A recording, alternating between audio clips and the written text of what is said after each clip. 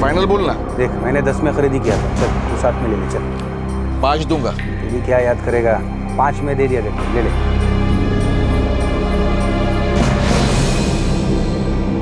एक अच्छा सौदा, एक बढ़िया मोबाइल फोन। खरीदार ने इस मोबाइल फोन के कोई कागजात नहीं मांगे। बेचने वाले से ये बिल्कुल नहीं पूछा कि क्या ये मोबाइल फोन उसका है या किसी और का। एक बिना कागजात का सेकेंड हैंड मोबाइल फोन अगर किसी को 1/3 दाम पर मिल रहा है तो वो सौदा अपने आप में एक दस्तक है, एक वार्निंग है कि क्या ये मोबाइल फोन सही जगह से आया है या फिर जुर्म के दलदल से।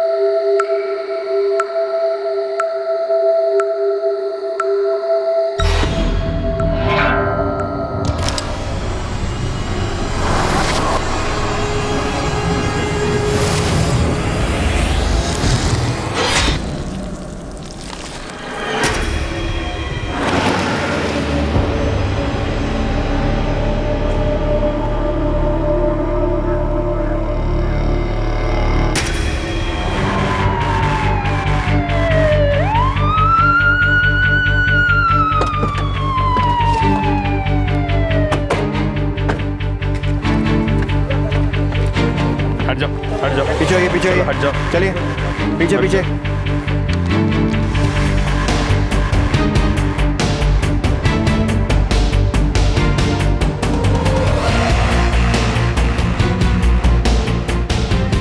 नहीं सर, बॉडी पर कुछ नहीं, पहचान का एक भी सुराग नहीं। ठीक है, एक काम करो, बॉडी पोस्टमार्टम के लिए भेज दो। सर तुम यहाँ वहाँ सर्च करना, सब जगह देखना।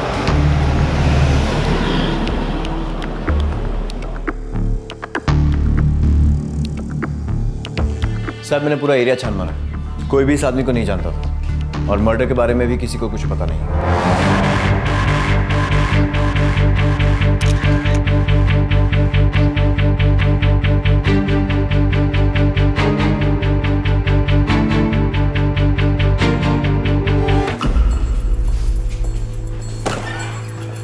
एफआईआर दर्ज कर दिया साहब, लावारिस लाश। न्यूज़पेपर से कोई रिस्पॉन्स? नहीं साहब, कोई आगे नहीं आया। बोले पर इस आदमी के पीछे कोई ना कोई तो होगा जरूर। खूनी ने सबूत मिटा दिए तो उसे ऐसे लग रहा है कि जुर्म खत्म हो गया। उसने अपनी दुश्मनी निकाल दी तो उसे ऐसे लग रहा है कि दुश्मनी खत्म हो गई। वो गलत सोच रहे हैं। अब वो कानून का दुश्मन है और इस आदमी के परिवार का दुश्मन है जो इसके गायब होने पे परेशान होंगे। मोरे, हमें खूनी को ढूंढ निकालना है।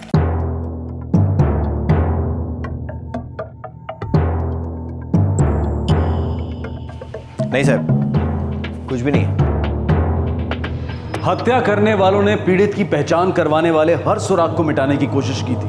उन्हें लगा था कि शक की सुई उन पर कभी नहीं घूमेगी, लेकिन एक छोटा सा दर्जी का लेबल रह गया था। पुलिस को अब इतना पता था कि पीड़ित की शर्ट पुणे के कोथरूड इलाके के किसी दर्जी से सिलवाई गई थी।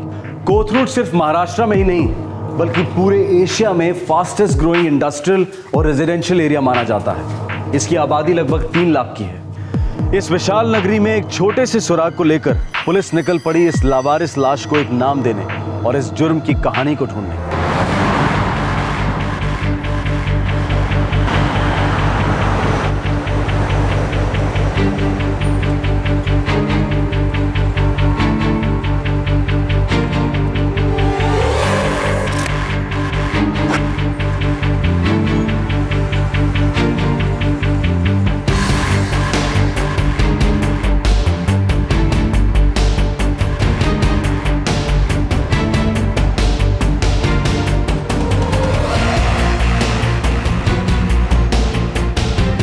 साहब कोथरूड के पूरे इलाके में हर दर्जी की दुकान को ट्रैक करने में न जाने कितने दिन जाएंगे, बहुत सारे आदमी भी लगेंगे। नहीं मोरे, 3-4 दर्जियों से काम चल जाएगा। इस कोथरूड के पूरे एरिया को पहचानो। 3 इलाके हैं, हायर क्लास, मिडिल क्लास और लोअर क्लास। इन सभी एरिया में से एक दो दर्जी की दुकानें ट्रैक करो और सभी को क्वेश्चनिंग के लिए बोलो। साहब लेबल पर कोथरूड के अलावा मोहन भी लिखा हुआ है। इसका मतलब या तो इस टेलर का नाम मोहन है या इसकी दुकान का नाम मोहन है। जिन दर्जियों का हम क्वेश्चनिंग के लिए बुलाएंगे उनमें से किसी ना किसी ने तो मोहन टेलर का नाम जरूर सुना होगा। एक चांस लेकर देखते हैं। ए लेबल तो बहुत सस्ता है साहब, कोई बड़ी दुकान नहीं होगी, शायद होगी भी नहीं, शायद कोई घर से काम करता रहेगा साहब। मोहन नाम के किसी टेलर को जानते हो? नहीं साहब।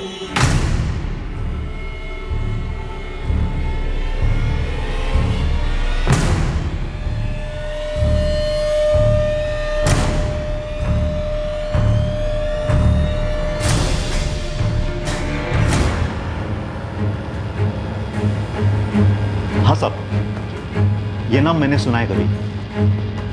किससे? मेरे पास एक चेतन नाम का कारीगर काम करता था। उसने कहा था उसने किसी मोहन मास्टर के यहाँ काम सीखा था। ये चेतन कहाँ मिलेगा? अभी वो मेरे टच में नहीं है, लेकिन हाँ उसका मोबाइल नंबर है मेरे पास।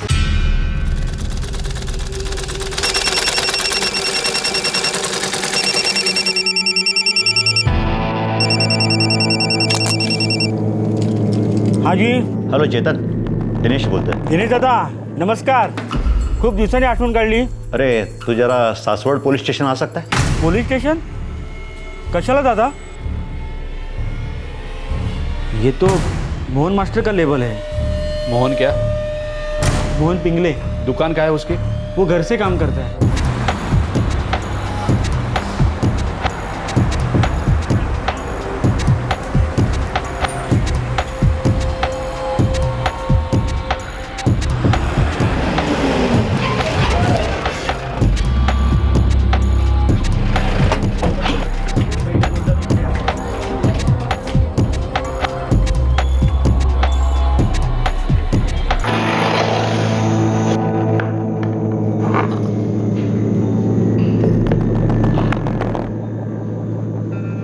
हाँ साहब, ये लेबल तो मेरा ही है। मतलब जाहिर है कि ये शर्ट आपने सी है। हाँ साहब। हम सिर्फ इतना जानना चाहते हैं ये शर्ट है किसकी?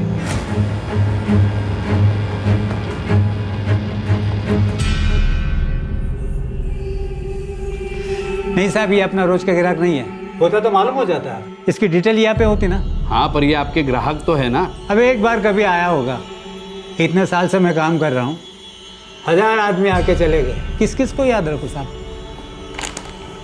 ये देखिए, ये स का निशान बनाया है। ये स क्या होता है?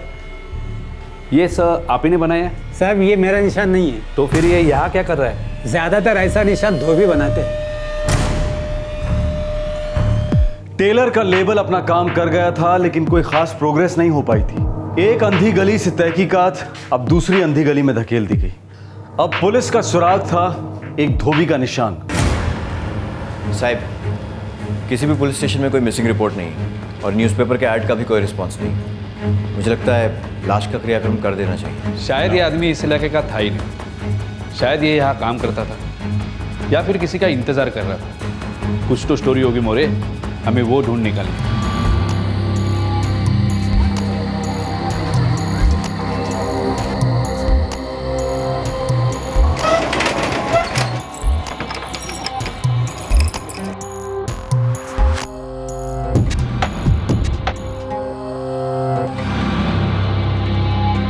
तुम्ही डायल केलेला नंबर सध्या स्विच ऑफ आहे.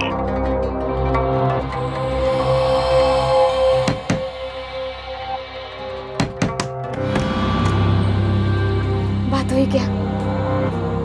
नहीं गाई, अभी फोन भी नहीं लग रहा है। मुझे ना डर लग रहा है मंदार। तेरे बाबा 2 दिन में एक बार तो फोन करते ही है ना रे। अरे दूर का भाड़ा मिला होगा आई। ऐक ऐक, कल पुन्हा जाके आना. ठीक आहे, जाऊन येतो.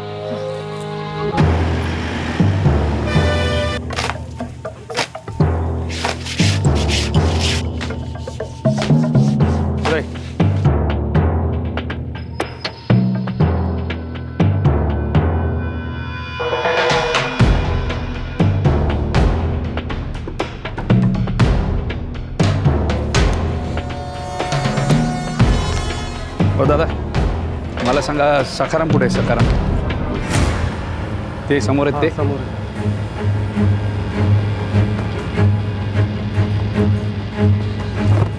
सखाराम? हाँ सर. सखाराम हो?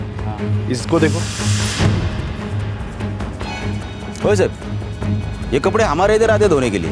देखो सकारम, जिस आदमी के बदन पर यह कमीज थी ना, उसे मार दिया गया और हम उसकी पहचान करने में लगे। कुछ बता सकते हो?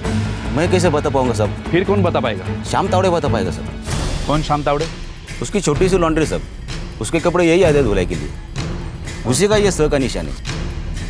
अच्छा, ये स का निशान सिर्फ श्याम तावड़े बनाता है या और कोई बनाता है? नहीं साहब, ऐसे छोटे मोटे लॉन्ड्री वाले सब बनाते हैं, लेकिन ये स का निशान सिर्फ श्याम तावड़े ही बनाता है। ये मैं पहचानता हूँ सब। कहाँ है उसकी लॉन्ड्री? भांडारगर रोड पे सब।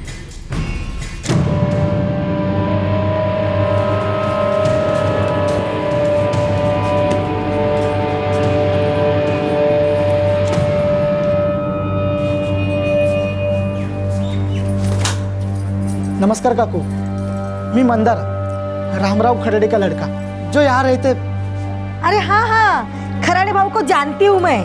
बाबा का फोन नहीं लग रहा है काकू, आप बता सकते कहाँ गए होंगे? नहीं रे, अरे 2 दिन से मैंने भी देखा नहीं है उनको। कहीं पुणे के बाहर का भाड़ा लग गया होगा।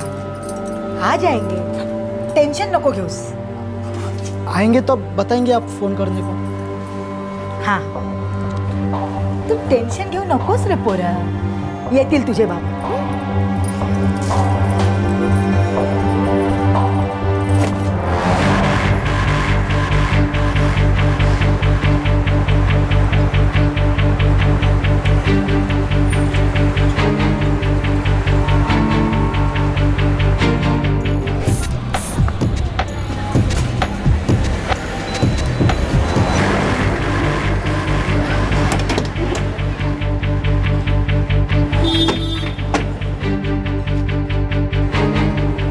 होय साहेब, हे निशान मेरा ही है। स से श्याम तावड़े, माहित साहेब। ग्राहक कौन है? रामराव खरडे, टैक्सी ड्राइवर है साहब। होय साहब, यही खरडे भाऊ है। रहते कहाँ थे? पुंडलिकवाड़ी, कोथरूड के पास में है साहब।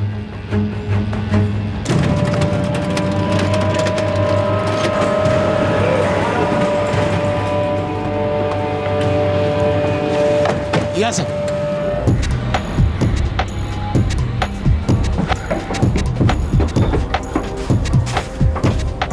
या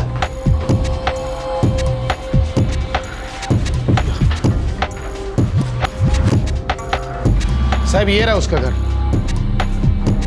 2 दिन से कपड़े भी नहीं आए साहब। पड़ोस में पूछते साहब।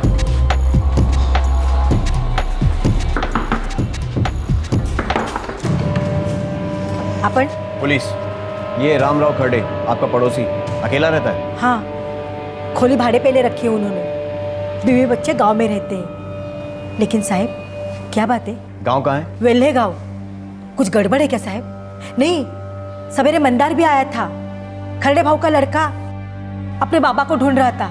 लई टेंशन में था साहब। बोल रहा था 2 दिन से उनके बाबा ने फोन नहीं किया घर में। मंदार का नंबर है आपके पास? हाँ है, लेकिन साहब बात क्या है?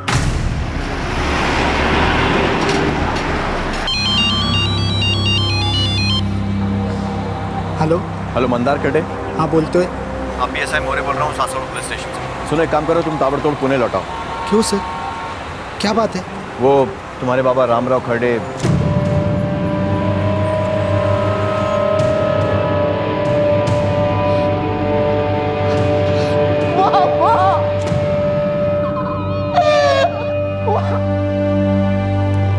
बॉडी हमें कातरज हाईवे के पास मिली। 2 दिन से हम इतने परेशान थे, बाबा का फोन भी नहीं लग रहा था। आज सुबह ही मैं बाबा के खोली पर जाकर आया। तुम्हारे बाबा तुम्हें फोन कहाँ से करते थे? सेल फोन था उनके पास? था ना साहब, वो पुणे में प्राइवेट टैक्सी चलाते थे। कौन सी गाड़ी चलाते थे?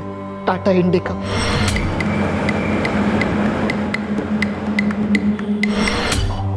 एक साल पहले ही उन्होंने यहाँ पुंडलिकवाड़ी में किराए से खोली ली थी।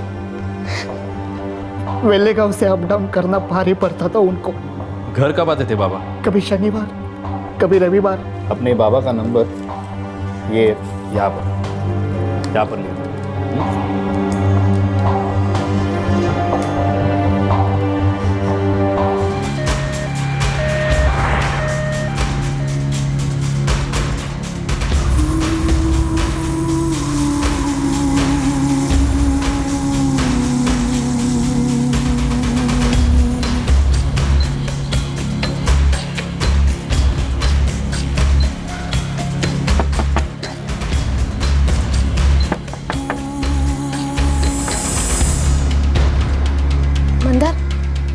मिला बाबा से?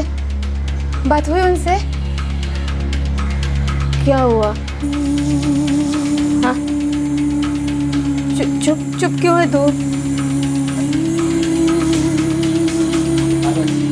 क्या हो तेरे बाबा को? बीमार है क्या? कुछ तो बोल। हाँ? क्या हुआ?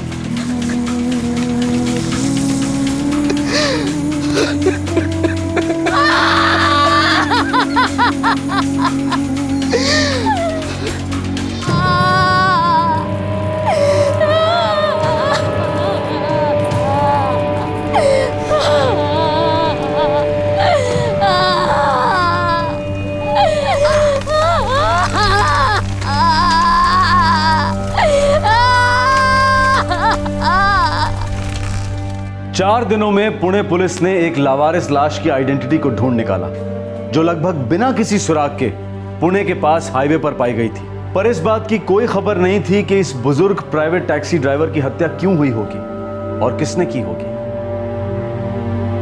कौन है तो कुतरा? किसने मारा तेरे बाबा को? पता नहीं आई, पुलिस ढूंढ रही है। बाबा की टैक्सी भी अभी तक मिली नहीं है उन्हें। बाबा की लाश उन्हें कातरज हाईवे के पास से मिली। कुछ गड़बड़ होते तो बताते मुझे। कुछ बताया नहीं, कुछ नहीं।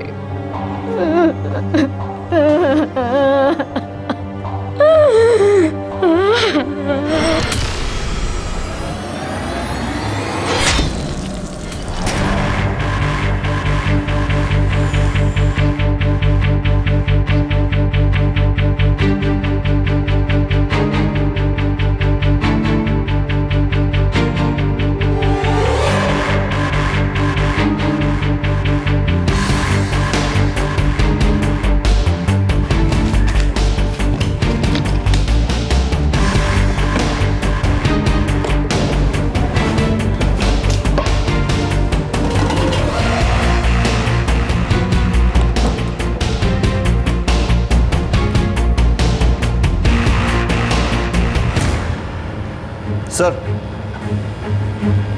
गाड़ी के रजिस्ट्रेशन की फोटोकॉपी। मोरे, जिसने मर्डर किया है रामराव खरडे की गाड़ी उसी के पास है, या फिर उसने भेज दी। एकदम सभ्य आदमी थे खरडे भाऊ, बस अपने काम से काम रखते थे। एक भाड़ा छोड़ा, दूसरा पकड़ा। सवेरे जल्दी जाते थे और रात को देर से वापस आते थे। साहब बिल्कुल देव मानुस था खरडे। कभी भी चौली में किसी को कुछ भी काम की जरूरत पड़ती ना साहब, तो सबसे आगे आता था खरडे भाऊ। कभी किसी से कोई लड़ाई झगड़ा नहीं करता, कोई मशमश नहीं किसी से भी। देखो, बहुत बुरी तरह से मारा गया है तुम्हारे खरडे भाऊ को। आखिरी बार कौन मिला था उनसे? हाँ साहब, 24 मई की शाम को मैंने उन्हें देखा था। कुछ बात हुई? कुछ बताया कहाँ जा रहे? बात तो नहीं हुई साहब, लेकिन साहब वो अकेले नहीं थे, उनके साथ में कोई तो था।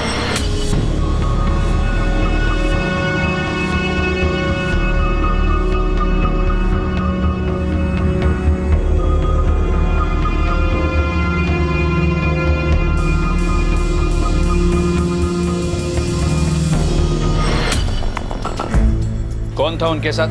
माहित नहीं साहब, पहली बार देखा था। शायद उनका कोई कस्टमर होगा।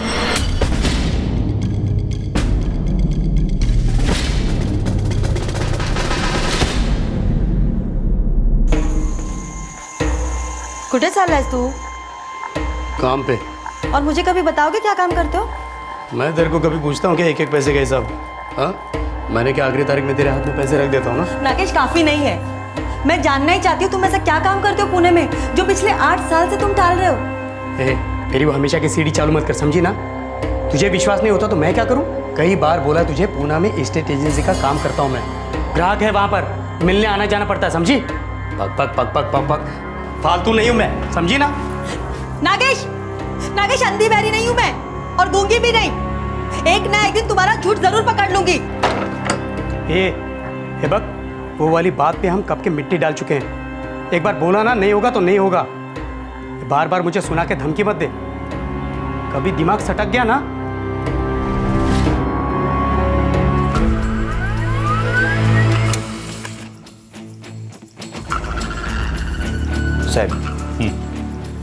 साहब रामराव खर्डे के फ़ोन रिकॉर्ड्स में आखिरी के कुछ इनकमिंग पब्लिक टेलीफोन के हैं। और आउटगोइंग?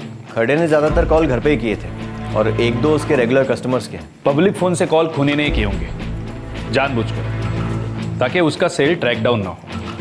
पर साहब एक बात खटकती है, ये रामराव खर्डे का सेलफोन क्यों नहीं मिला?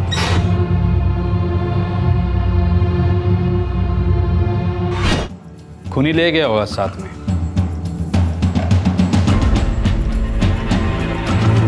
अपने पास रखा होगा या फिर बेचा होगा या फिर तोड़ फोड़ कर फेंक दिया होगा। फिर भी सर एक चांस है कि वो सेलफोन दोबारा यूज़ किया जाए। एक काम करो, रामराव खर्डे के फ़ोन की डिटेल्स निकालो और फ़ोन ट्रैकिंग पे डाल दो। साहब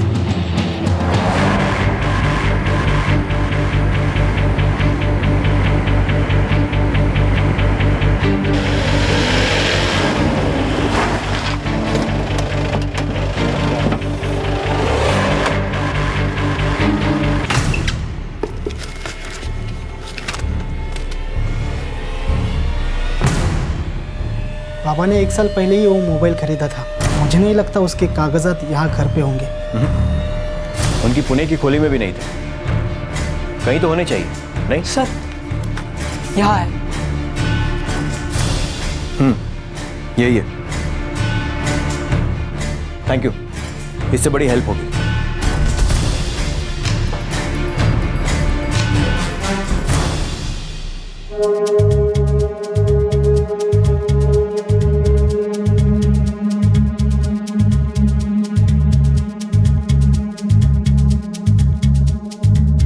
रामराव खर्डे के सेलफोन डिटेल्स 6 सर्विस प्रोवाइडर्स को दिए गए, इस उम्मीद के साथ कि अगर उस मोबाइल फोन में कोई नया सिम कार्ड यूज होता है तो उसे तुरंत ट्रैक डाउन किया जा सके और शायद उस मोबाइल फोन का नया मालिक पुलिस को रामराव खर्डे के हत्यारे तक ले जा सके।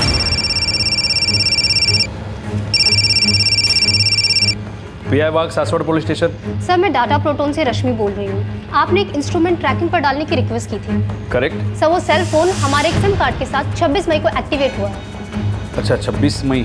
Yes sir. और बता सकते हैं ये इंस्ट्रूमेंट कहाँ ट्रैक हुआ है, किसके पास है? Sure sir. ये सोलापुर में सुरेश मापसेकर के पास है। Thank you very much.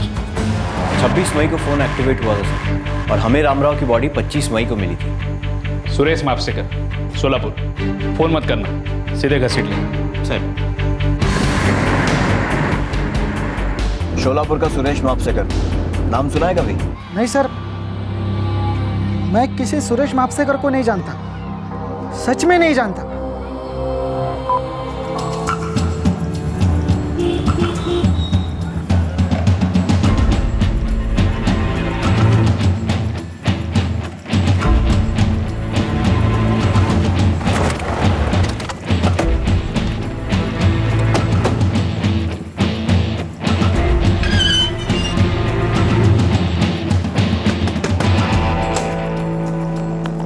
Suresh Mapsekar. मैं हूँ साहब। तुम्हारा मोबाइल फोन कहाँ है? क्यों साहब?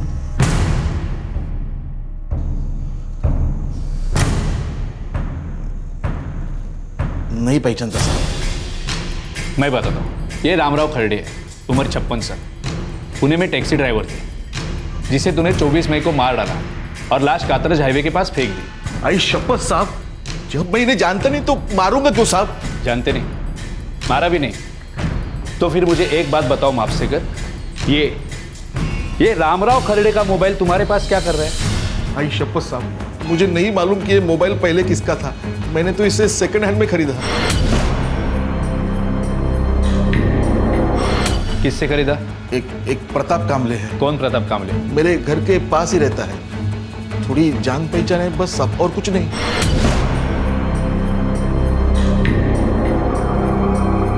फाइनल बोलना। ये देख, मैंने 10 में खरीदी किया था, तू ले ले, चल 7 में ले ले। 5 दूंगा। तू भी क्या याद करेगा, चल 5 में दे दिया तेरे को। प्रताप को ये मोबाइल कहाँ से मिला मुझे नहीं मालूम साहब, मुझे अच्छे रेट में मिला, मैंने ले लिया। ये प्रताप कामले के यहाँ आने तक तुम यहाँ से नहीं जाओगे।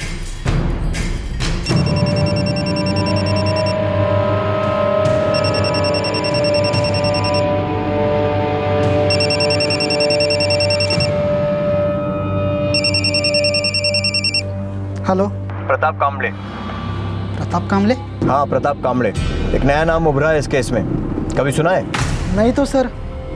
ठीक है।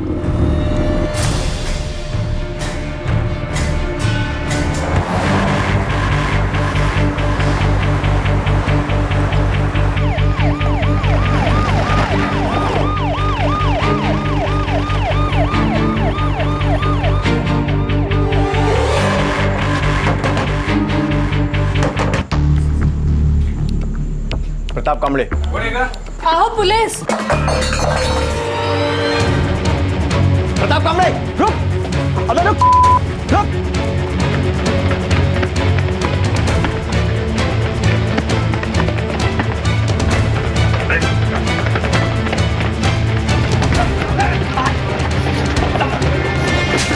मैंने कितने किया था? मैं बताता हूँ, मैंने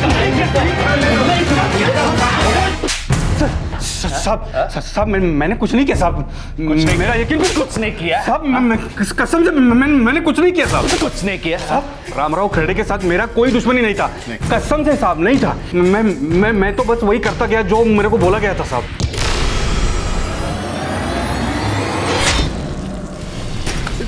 प्रताप कामले, मुझे बता, रामराव खरड़े की सुपारी तुझे किसने दी?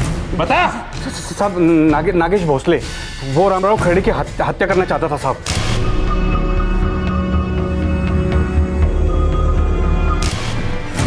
कौन नागेश भोसले? साहब वो भी सोलापुर में रहता है, वो काम पुणे में करता है। क्या काम करता है? वो क्या काम करता है? सब वो सब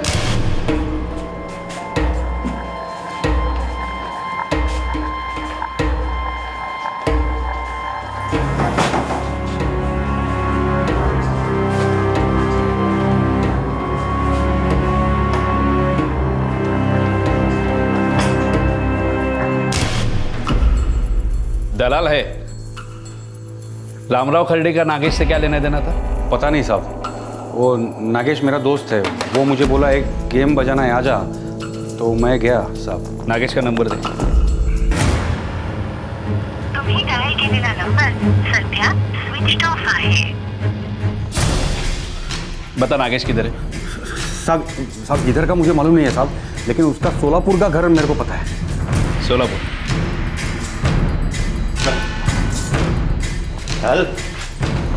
अहो साहब, इस मर्डर से मेरा कोई वास्ता नहीं है। मैंने तो सिर्फ वो मोबाइल सेकंड हैंड में खरीदा था।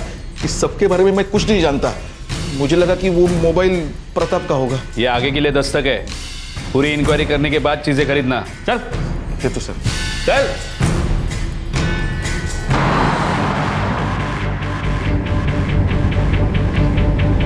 नागेश भोसले, हाँ, ये भी शोलापुर से है।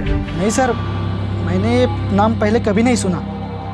और ये ऐसे अजीब अजीब नाम कहाँ से और क्यों आ रही है बाबा के केस में? तेरे बाबा खाली टैक्सी चलाते थे या किसी लफड़ेबाजी में भी थे? लफड़ेबाजी?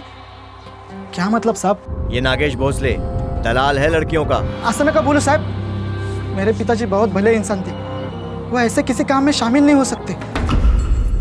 नहीं साहब। ये नागेश भोसले का नंबर ट्रैकिंग पे डाल दो। हो साहब। मैं कब से सोच रहा हूँ कि एक कॉल गर्ल दलाल और इस सीधे साधे टैक्सी ड्राइवर के बीच में क्या कनेक्शन है। साहब चाल में खरड़े के बारे में सब लोग अच्छा ही बोल रहे थे, ना किसी ने कुछ अजीब देखा और ना कुछ अजीब सुना। हाँ, पर इसका मतलब ये तो नहीं ना मोरे कि कुछ अजीब हो ही नहीं रहा था।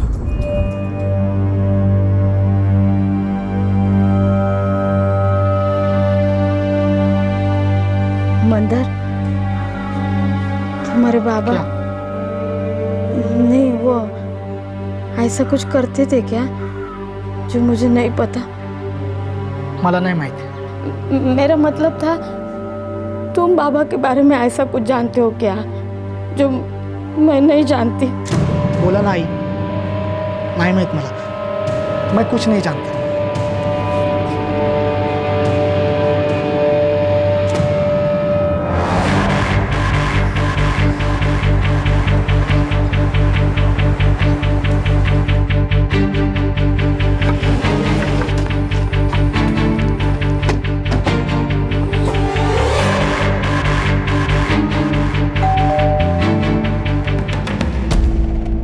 मला खरंच नाही माहिती आहे सर, मेरे पति पूना में ही है, यहाँ नहीं है। पूना में कहा? पता नहीं। और अगर आपको पता चले तो मुझे भी बता देना, और ये भी बता दीजिएगा कि वो काम क्या करते हैं। पति है आपके? तो क्या सब पति अपनी पत्नियों को सब कुछ बताते हैं? 8 साल हुए आपकी शादी को। साल गुजरने से दूरियां कम नहीं होती, अक्सर बढ़ जाती है। सर मैं सच कह रही हूँ, मुझे मेरे पति के बारे में कुछ नहीं पता। नागेश भोसले लड़कियों का धंधा करता है। क्या? रामराव खड़े नाम के एक टैक्सी ड्राइवर का आपके पति ने मर्डर किया है। आप जानती है रामराव खड़े को? मैं रामराव खड़े को नहीं जानती, मैं कुछ नहीं जानती इंस्पेक्टर।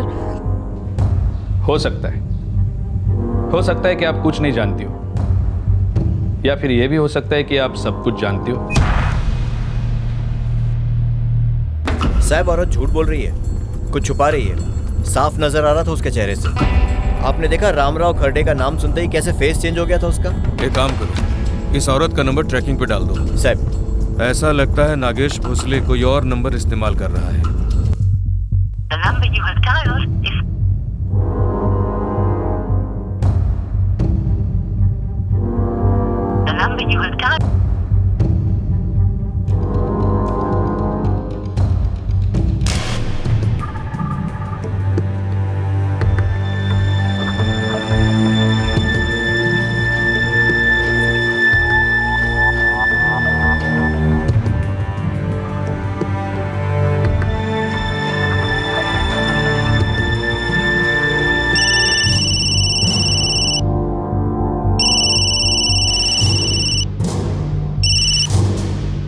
हेलो, रामराव खड़े? हाँ बोलते हैं, आप कौन? मैं सोलापुर से बोल रही हूँ, नागेश भोसले के घर से। हाँ बोलिए। आपसे मिलना था, कुछ अर्जेंट है। क्यों, क्या बात है?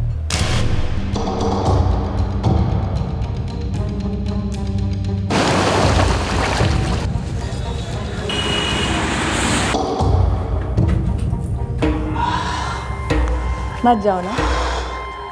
धंधे का टाइम है, क्लाइंट लोग के फ़ोन पे फ़ोन आ रहे हैं, नया दिखाओ नया दिखाओ। ये सारे मर्दों को बस एक ही चीज़ के बारे में इंटरेस्ट रहता है, नहीं? अरे वो लोग ऐसा सोचते हैं, इसी के लिए तो अपना धंधा चलता है। हाँ मेरी जलेबी, चल चलने दे मुझे, लेट हो गया है। मैं भी साथ चलूं? हाँ मैं भी साथ चलूं? तू क्या करेगी आके? एक तो धंधे की लगी पड़ी है और ऊपर से तेरा टेंशन। चल बैठी रहे चुपचाप, फोन पे टच पे रहना। नहीं मालूम साहब, नहीं मालूम। दिमाग पर जोर दे प्रताप, वरना हम कहीं और जोर लगाएंगे। खरंच हो, नहीं मालूम। वो नागेश पूना और मुंबई दोनों जगह काम करता है, लेकिन अभी इस वक्त वो कहाँ है मुझे नहीं मालूम साहब। रामराव खरडे की प्राइवेट टैक्सी थी, वो कहाँ है? नागेश ने राजू को बोला था कार ठिकाने लगाने को। राजू? वो पूना का ही है, भवानीपेट में रहता है।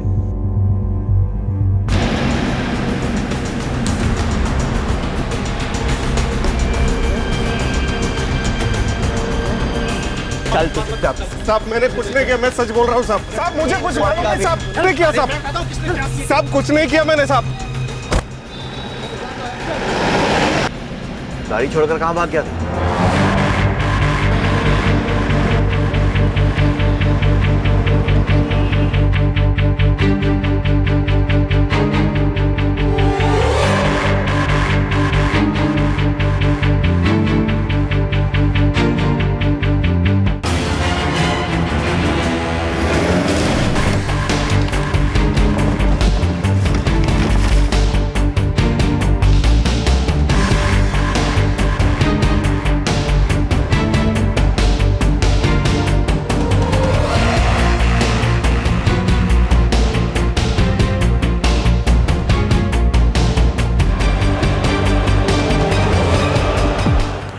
रामराव खरडे की हत्या में शामिल 2 लोगों को पुणे पुलिस ने पकड़ लिया। रामराव की टैक्सी भी मिल गई और कत्ल में इस्तेमाल किया गया चाकू भी बरामद कर लिया गया। लेकिन रामराव खरडे की हत्या का कारण, वो राज सिर्फ एक ही आदमी जानता था। वो इस केस का मुख्य अपराधी नागेश भोसले था, जो अब तक पुलिस के हाथ नहीं लगा था, और उसे पकड़े बिना ये केस अधूरा ही रहता। साहब ये नागेश भोसले कोई बहुत बड़ा खिलाड़ी नहीं है, लेकिन छोटा भी नहीं है। 8-10 लड़कियां तो उसके साथ रहती ही रहती है, मुंबई पूना दोनों शहरों में। कहाँ मिलेगा कहाँ नागेश? ये पूना में तो पक्का नहीं है साहब अभी। फिर पूना में होता है तो कहाँ होता है? पूना में वो होटल है ना साहब, गुनगुन, उसमें रूम फिक्स रहता है उसका। वो फर्ग्यूसन रोड वाला? हाँ साहब, सप्लाई भी वही से होती है। छोटे बड़े सब व्यापारी आते हैं वहाँ 1-2 रात के लिए। साहब वो नागेश और उसकी लड़कियाँ मस्त नोट छाप रेला है, 1 नंबर।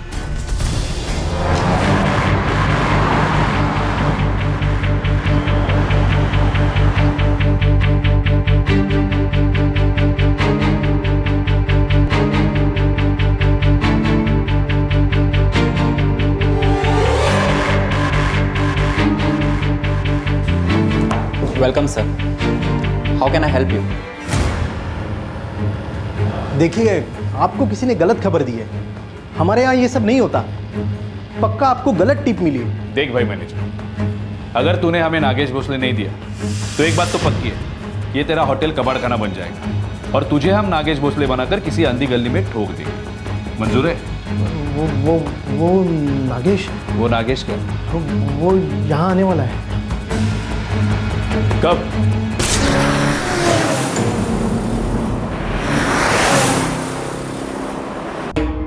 मुंबई से पुणे रिटर्न 5 घंटे, उसका अलग चार्ज करूंगी। जानता हूँ। और हाँ, तेरे को मेरा फुल नाइट रेट पता है ना? और अगर उसने कोई भी नाटक किया ना, ये कर वो कर, तो हर आइटम नंबर का अलग से चार्ज करूंगी, समझा ना? तू मुझे समझाएगी क्या? हाँ? पहली बार सौदा कर रहा हूँ क्या तेरा? अपना मुंह बंद रख, समझी? और जहाँ जरूरत है ना, वहीं खोल। साली मुझे समझा रही है।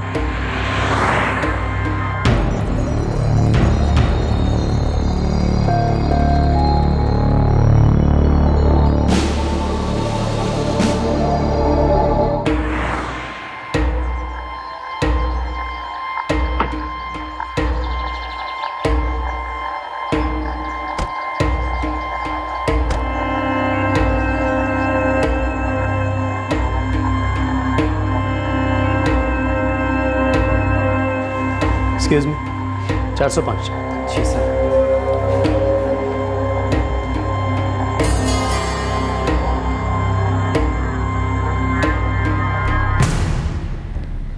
नागेश भोसले। आप कौन? अरे साहब, आप क्या बात कर रहे हैं? मेरे कुछ समझ में नहीं आ रहा। मैं इनमें से किसी को नहीं जानता।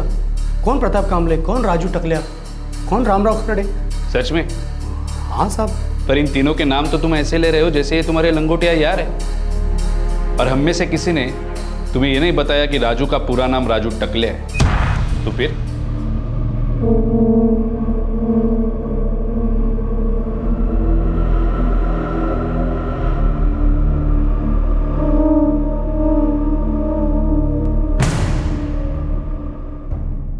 रेडी है तो बोल, या और जिलेबियाँ खाएगा?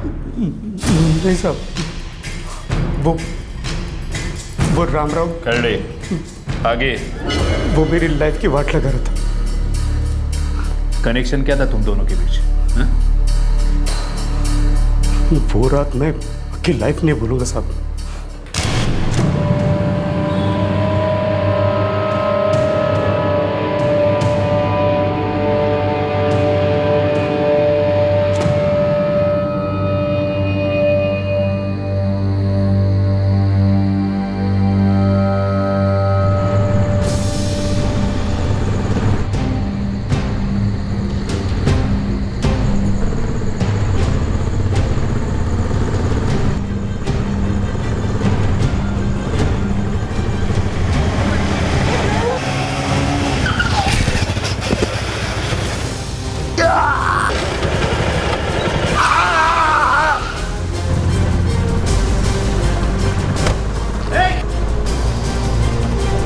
अब ठीक तो है? आई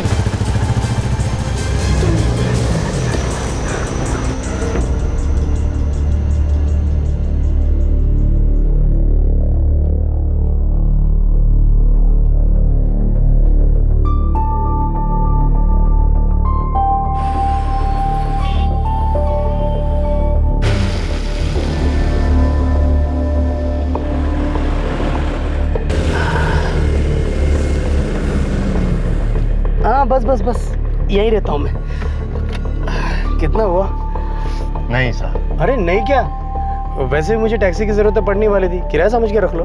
वैसे भी ये टैक्सी प्राइवेट टैक्सी है सर। तो क्या फर्क पड़ता है, चलो रखो चुपचाप। आप संभालिए। हाँ हाँ डोंट वरी। हाथ संभालिए, मैं आपको घर तक छोड़ दूं। अरे नहीं नहीं, आपने इधर तक मदद की यार, यही काफी है। आपको एक विनती है साहब, ये पैसे रख लीजिए। अरे मैं मदद करने में विश्वास रखता हूँ, मदद के पैसे नहीं लेता साहब। आप भले आदमी लगते हैं यार।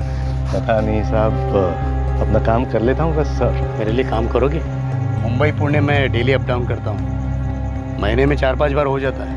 अब फिक्स दूंगा, लेकिन ज़रूर करूँगा साहब, मेरा काम ही टैक्सी चलाना है। बस आप पहले ठीक हो जाइए। नागेश भोसले। रामराव करड़े साहब। एक रात ने दो अजनबियों को इंसानियत और मदद की डोर से बांध दिया। रामराव ने घायल नागेश को सही सलामत घर पहुंचाया और नागेश ने उसे रेगुलर काम दिया जिसके रामराव को अच्छे पैसे मिलते थे। फर्स्ट क्लास दोस्ती की स्टोरी में ये खून खराबा क्यों हुआ नागेश? फर्स्ट क्लास तो रामराव की लाइफ हो गई थी साहब। मैं उसे हर दूसरे दिन मुंबई पुणे का अप डाउन भाड़ा दे रहा था, माला माल हो रहा था साहब।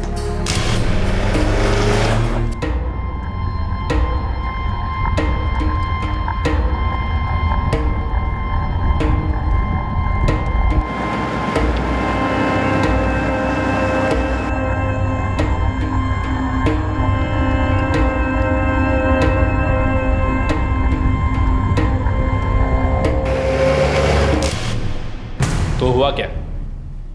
उसे तुम्हारे गैर कानूनी धंधे के बारे में पता चला और वो तुम्हें ब्लैकमेल करने लगा, राइट? नहीं, वो मेरी लाइफ की वाट लगा रहा था। वो कैसे?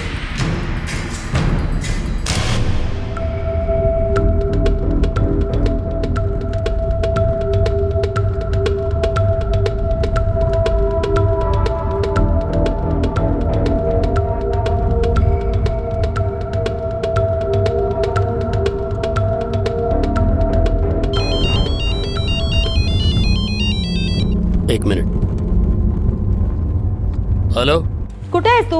मुंबई में हूँ, काम पर। थोड़ी देर में करूँ? 2 हफ्ते से मुंह नहीं दिखाया। जब भी फोन करती हूँ फोन स्विच ऑफ आता है। ऐसा क्या काम कर रहे हो मुंबई में? लौट के बताता हूँ, आज रात की ट्रेन है। नहीं, मुझे अभी बताओ, ऐसा क्या काम कर रहे हो मुंबई में, वो भी पूरे 2 हफ्ते से? अरे मैं काम के बीच में हूँ। किस काम के बीच में हो? बोला ना, आके बताता हूँ। अच्छा, मतलब तब तक कोई और झूठ सोच लोगे, है ना? रामराव, पुणे। हाँ साहब। मैं भी पुणे चलूंगी। चलो। कौन सा वाला अच्छा है?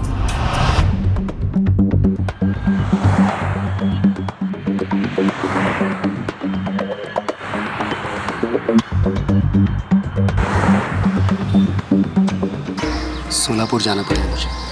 तो पुणे कब लौटोगे? आज रात? नहीं, आज रात तो उसके साथ रहोगे ना, लेकिन कल सुबह जरूर आ जाना, ओके? कल सुबह नहीं, परसों। परसों क्यों? मैं यहाँ पर अकेली बोर हो जाऊंगी। और मैं वहाँ तड़पूंगा अकेला, उसका क्या? सोनू, बीवी के साथ में रहूंगा ना तो मेरे माइंड में तो ही रहती है, समझी? सच्ची? जल्दी आना, ओके? ठीक है। रामराव, सोलापुर। जहाँ बोलेंगे वहाँ साहब। चल आइए।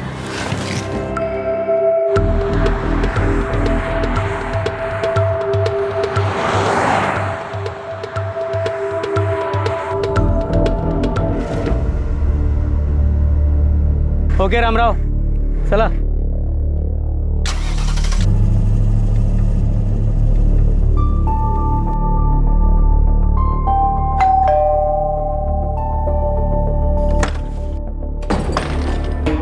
आ गए तुम?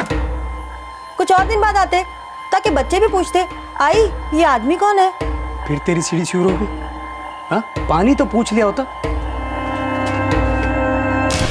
तुम्हारी पत्नी मीना को तुम्हारी मुंबई की दोस्त सुनीता के बारे में पता चला? जी, पता चला। नागेश, कौन है ये सुनीता? मैं तुमसे पूछ रही हूँ, कौन है सुनीता? मैं किसी सुनीता विनीता को नहीं जानता। तुम सुनीता विनीता को नहीं जानते? नागेश, तुम झूठ बोलना नहीं जानते। पकड़े गए हो तुम, यही रुको तुम। है? किसका बैग है ये? सुनीता का या विनीता का? और ये नागेश? हाँ, किसका फोटो है ये?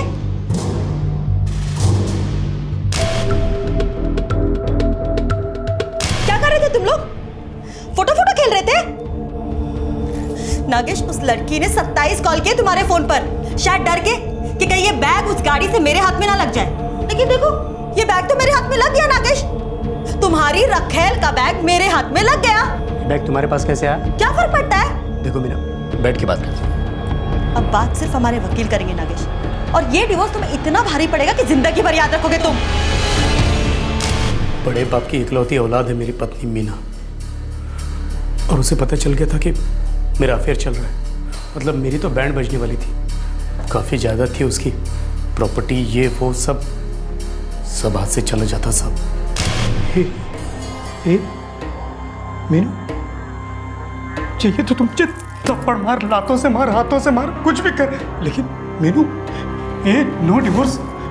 मैं जानता हूँ ये मेरी सबसे बड़ी गलती है, लेकिन एक बार माफ कर दे।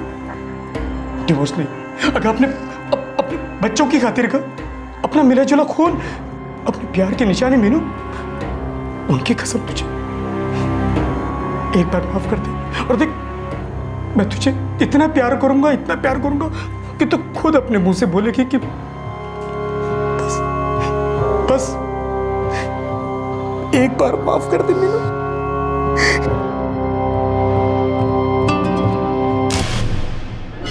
मीना के पैरों पे गिड़गिड़ाकर मैंने अपनी शादी टूटने से बचाए थे सब, लेकिन ये खतरा हमेशा रहता था कि वो मुझे छोड़ के चली जाएगी। वो छोटी छोटी बात पर, पुरानी बात को खो रहती थी। मतलब मान लो कि एक तरीके से मेरा ब्लैकमेल चल रहा था। रामराव खरड़े को इस सब के बारे में मालूम था? बिल्कुल मालूम था साहब। उसी की वजह से तो मुझे अपनी बीवी के सामने रेंगना पड़ा था। चुगलीखोर कहीं का। तुम्हारे कहने का मतलब ये है कि रामराव खरड़े ने तुम्हारी पत्नी मीना को तुम्हारे अफेयर के बारे में बताया? और कोई हो ही नहीं सकता साहब, वही होगा। नागेश भोसले ने यह अनुमान लगा लिया था कि रामराव खरड़े ने मीना के सामने उसके अफेयर का भांडा फोड़ दिया था, लेकिन ये सच से कोसों दूर था। मीना जी, आपके पति के अफेयर के बारे में आपको रामराव खरड़े ने बताया? बिल्कुल नहीं, वो तो सुनीता को ही नागेश की पत्नी मानते थे। वो मुझे जानते तक नहीं थे। वो बस एक बार सुनीता का बैग लौटाने घर आए थे। ओके रामराव, चला।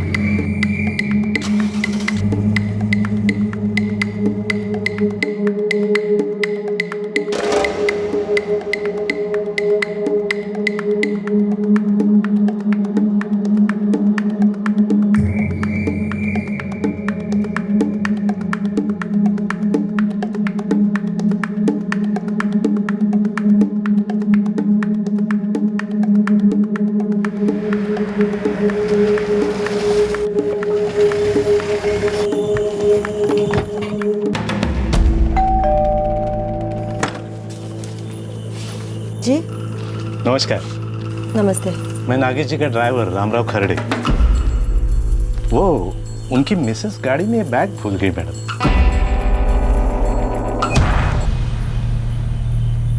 आप नागेश जी की मिसेस को जानते?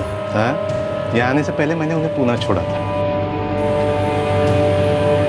अब ठीक है, मैं ये बैग उन्हें दे दूंगी। ठीक है, नमस्कार।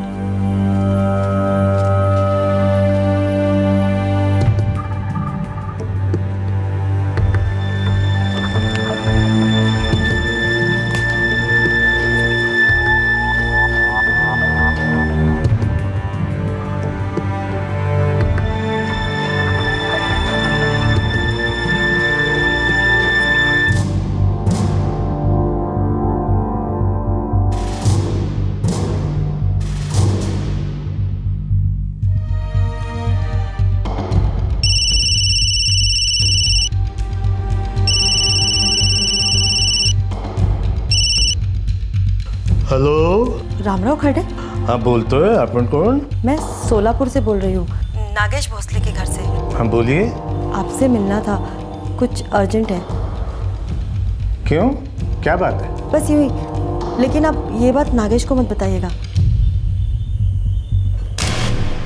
मैंने रामराव को फोन किया था इस सुनीता के बारे में जानकारी निकालने के लिए। ये सब आप मुझे क्यों पूछ रही है मैम साहब? बस यूं ही जानना था। देखिए मैम साहब, नागेश जी ने एक बार मुझे उनकी पत्नी सुनीता जी से मुलाकात करवाई थी।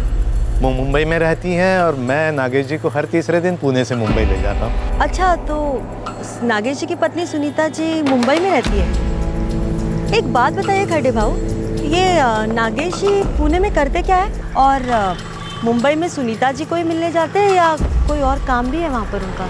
पता नहीं मैम साहब, मैं ड्राइवर हूँ, गाड़ी चलाता हूँ साहब की। लेकिन आप बताती क्यों नहीं है कि आप उनकी कौन लगती है और ये सब मुझे क्यों पूछ रही है? मैं उनकी एक रिश्तेदार हूँ और ये सब नागेश को बताने की ज़रूरत नहीं है, ठीक है? क्या मैम साहब? यही कि आप बैग लौटाने आए थे और मैं आपसे मिली, सुनीता के बारे में पूछा, बस यही सब, ठीक है?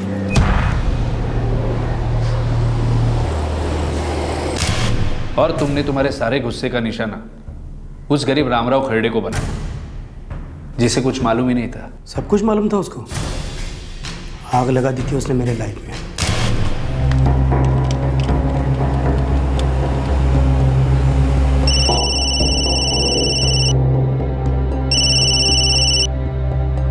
नमस्कार साहब। रामराव, आज रात को सातारा। कितने बजे आऊँ आपके घर पिकअप करने साहब? अरे नहीं, इतना टाइम नहीं है अपने पास। 1 घंटे में निकलने अपने को। एक काम करता हूँ, मैं आता हूँ तेरे इधर, साथ में निकलते हैं। ठीक है साहब, मैं तैयार हूँ। ओके चल। फुल काम कर देना सालों का। मैं नागेश बाबू पूछ सकता हूँ क्यों? मत पूछ, बस इतना समझ ले, काम करना और खिसक लेना, समझा? ठीक है। मैं तुम दोनों को हाईवे से पिकअप करूँगा, कातरज के रास्ते से। हम वहाँ रेडी रहेंगे।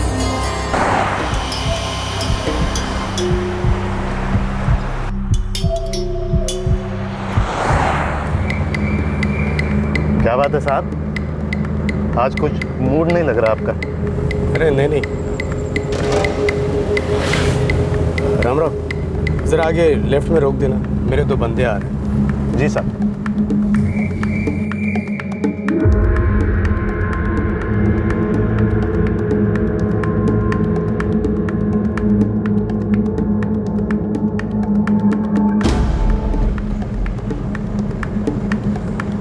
रामराव, थोड़ा गाड़ी रोकते हैं आगे, वो सुसु के लिए। हाँ सर।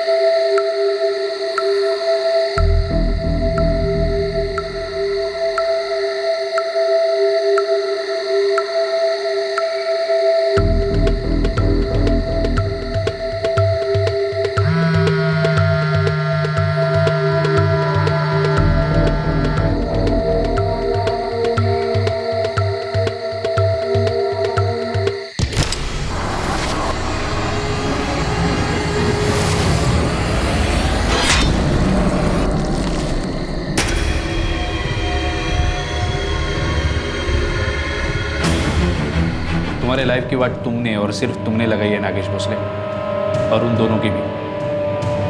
रामराव खरडे का तुम्हारे लाइफ से कोई लेना देना नहीं था। उसने सिर्फ एक बार तुम्हारी जान बचाई थी और उसे यही इनाम मिला।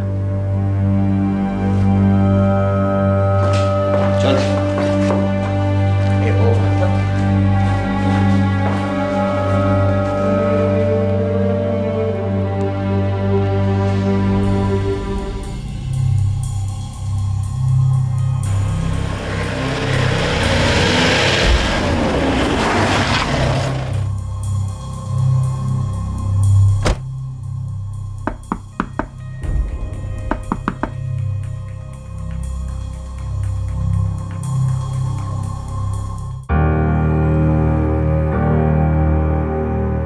सभी खूनी पकड़े गए।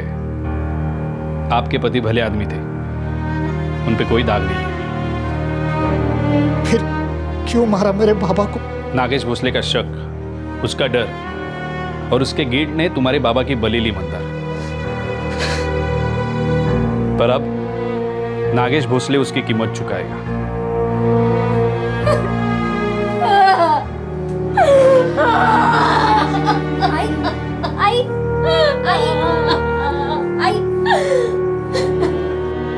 रामराव खरडे को इस बात की भनक तक नहीं थी कि जिस महिला से नागेश मुंबई में मिलता था वो उसकी पत्नी नहीं है। एक अच्छे और सच्चे ड्राइवर की तरह वो अपनी मेम साहब का बैग नागेश को लौटाने गया, उसी बड़े दिल के साथ जैसे उसने नागेश की पहली बार मदद की थी जब नागेश एक्सीडेंट के बाद घायल हुआ था। नागेश भोसले ने इस भले आदमी को सिर्फ इसलिए मार दिया क्योंकि उसे डर था कि उसकी सारी पोल खुल जाएगी, उसकी असलियत सबके सामने आ जाएगी।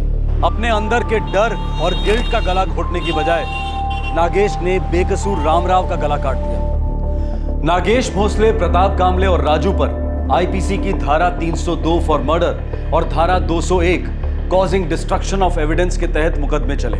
राजू इस वक्त 3 साल की सजा काट रहा है और नागेश और प्रताप को उम्र कैद हुई है। एक दर्जी का लेबल और धोबी का बनाया निशान एक लावारिस लाश को पहचानने में महत्वपूर्ण साबित हुए।